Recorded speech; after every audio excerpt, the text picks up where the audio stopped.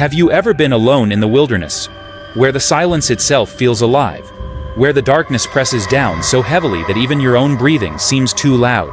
This is a story from deep within the Alaskan frontier. A story about something the native villagers whisper about but never dare to speak of too loudly. They call it the whistler. And whatever you do, if you hear it call your name, do not answer.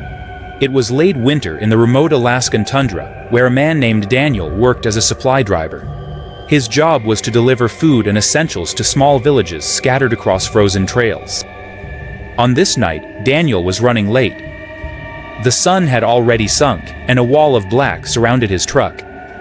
His radio was static, his phone had no service. Out here, when night falls, it feels endless, eternal, like the land itself doesn't want to let you go.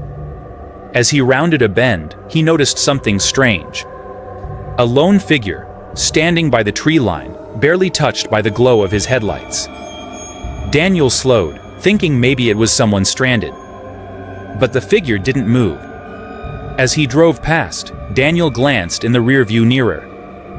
The figure had turned, slowly, to face his truck. Even though he was already several yards away, Daniel swore he heard it.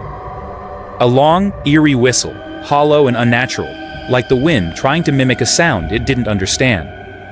Minutes later, he heard it again. This time, closer. The whistle echoed unnaturally, slipping through the forest as if it was all around him. His hands trembled on the wheel. The elder's warnings rushed back. If you hear the whistle at night, ignore it. Because once it finds you, it will never let you go. Daniel pressed harder on the gas. But up ahead, there was another figure. Tall, thin, unmoving, right in the middle of the road.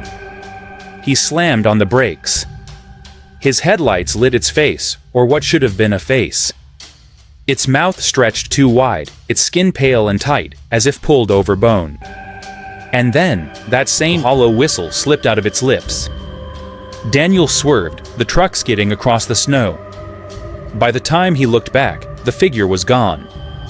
But the whistling wasn't. It followed him from the trees. From the left, from the right, from behind. At last, Daniel reached a small village. An elder stepped outside, eyes filled with knowing fear. "You heard it, didn't you?" he asked before Daniel could speak. "Never answer. That thing is older than the mountains. It hunts those who wander too far into the night." The old man brought Daniel inside, sprinkling ashes across the doorway. "Stay until sunrise. It cannot cross the ash." But even as he spoke, the whistle returned. Circling the cabin, from the windows, from the roof. From every shadow outside, and then it whispered Daniel's name. "Daniel," the elder's face went pale. "It knows you now." That night, Daniel didn't sleep. The whistle gnawed at his sanity. At one point, he glanced toward the window and froze. A long shadow moved slowly across the frosted glass, stopping as if it knew Daniel was watching. The room grew colder. His breath turned white. His breath turned white.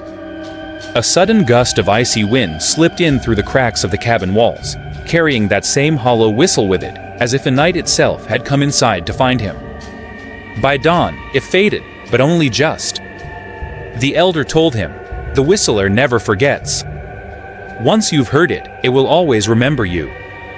You may escape for a time, you may think you're safe. But on some lonely night, you'll hear it again. Closer and closer, until it finally answers for you. So the next time you find yourself in the deep wilderness, and you hear whistling in the dark, remember this story. Do not stop. Do not look back. And above all, never ever answer. Because once the whistler knows your name, it will never let you go." If this story chilled you to the bone, hit the like button to keep the channel alive. Subscribe if you dare, because more terrifying real stories are coming soon. And drop a comment below. Tell me, would you survive if you heard the whistler at night? Or would you answer without even realizing?